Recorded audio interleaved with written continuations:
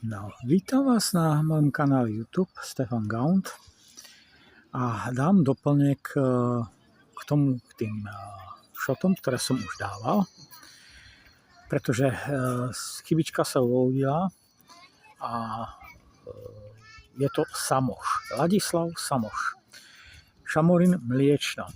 Nájdete si ho aj v obchodnom registri, bez problému, pretože tých zápisov bude mať hromadu. Takže jemu môžem ďakovať, že som 5 rokov sedel v base kvôli jeho podvodu.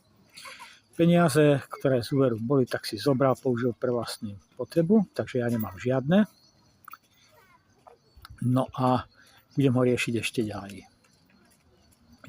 A musím upozorniť na jedného právnika, advokáta, ktorý mi dohodil jeho právnik, teda vnútil jeho právnik, Miroslav Totkovič, a to je Juraj Vlkovič. Niečo tak nečestného, ako je tento advokát, darmo budete hľadať. Takže tomuto advokátovi sa zďaleka vyhnite. No, ďalšie podrobnosti budú dodané v ďalších príbehoch. Takže lúčim sa s vami môjho kanálu YouTube Stefan Gaunt.